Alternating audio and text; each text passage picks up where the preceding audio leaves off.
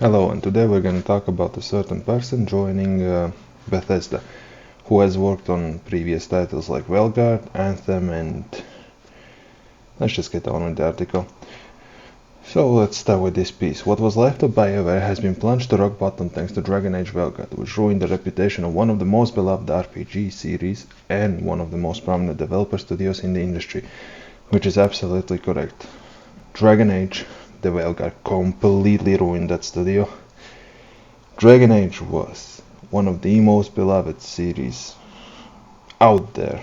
I personally know people that really enjoy Dragon Age as a series since Origins, but, well, we see what happened with Veilguard. And no matter the fact that there is a Dragon Age title in the Veilguard, it's not a Dragon Age game to me. It just didn't have any of the serious stuff in it. None of the good stories one would expect from a Dragon Age. It had nothing. It was a mockery of what Dragon Age used to be. Now, most of the studio has been disbanded following such a failure. Now, one of the writers behind Dragon Age Veilguard has been hired at Bethesda as a senior quest designer. Now, that is a very brave decision considering the Dragon Age Veilguard's failure. I know, different people work on different things, but what are the likelihood that some of the blame doesn't fall onto the writers, quest designers? Because that game as a whole failed, not just the story. The gameplay was not also that great. It was just a lackluster version of an action RPG. Now, I'm sorry if I'm gonna butcher his name, but the man in question is John Dombrow, who was a senior writer slash narrative designer at BioWare, and helped craft Davrin's story arc, Veljumper story arc, and a few other missions from the game. His other work for BioWare also includes co-leading writing on Mass Effect Andromeda, and being credited as a senior writer of Anthem. I'm sorry for the fumble there.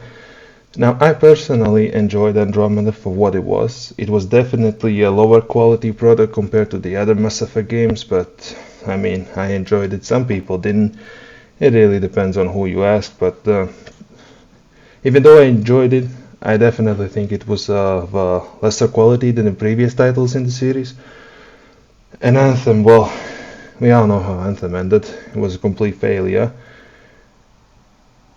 And like I said, whether he is responsible because of certain things he did in the game or not, but the game was broken on a fundamental level, so it's hard to say whether the things he would have worked at would have amounted to what also led to the part of the failure.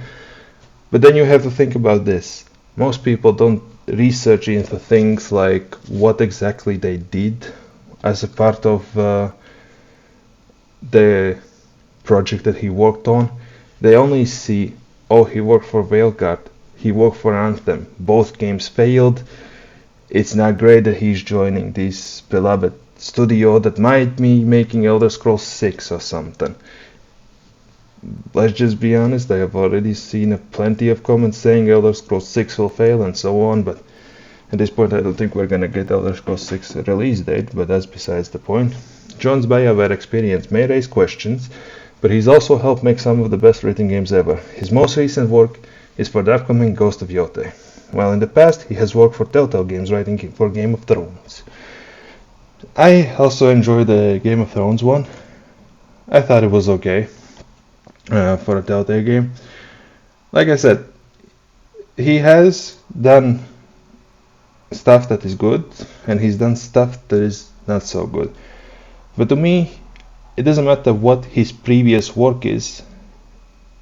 I only care about the recent work, because it doesn't matter how much of a masterful person you were at your field 10 years ago if your recent work's all been not so great. I only judge on the recent work, and if the recent work is honestly not good, then I would expect more or less for the upcoming projects to be the same. Now, Ghost of Yotei, that remains to be seen whether that will be something positive for his careers. or something negative. I am currently leaning more on the negative side of things because, well, the reception behind Yote is way less than Tsushima had, and they may say Tsushima was done, but it wasn't. They could have explored Jin's story, what happens after he was branded a traitor, after he was getting hunted by Shogunate, and they could have added the second Mongolian invasion. But hey, I ain't right.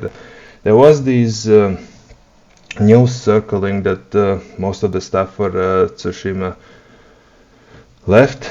Well, for Yote, the people that worked on Tsushima. There was also some rumors around just because they wouldn't let them continue Jin's story.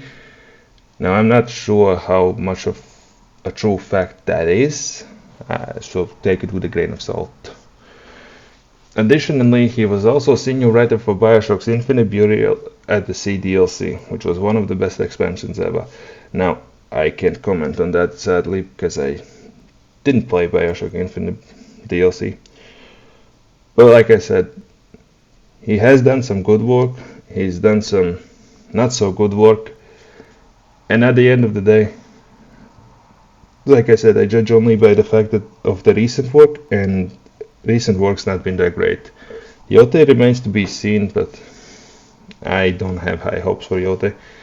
That's also partly because of who they choose to hire, and I mean, if the lead actress can separate her work from her agenda, it might still turn out to be a fine project, but usually history tells us that's not the case. If people have an agenda, they usually don't separate their work for entertainment from their agenda. So, at least in the gaming industry. And that is sad. But yeah, we'll see what brings with new Bethesda games, stories, quest lines. We'll see whether their work will be something good for the studio, something bad for the studio. But all I can say is that it seems like gaming industry is one of the few industries where if you fail, you get promoted. The same way as the director of Veilguard got promoted to a higher position. It's like if you fail in gaming industry, there will be a studio that will offer you a higher position than you were at before. Which is mind-boggling to me. Like, how is failure rewarded? Well, whatever. That's all for today's video. I'll see you guys next time.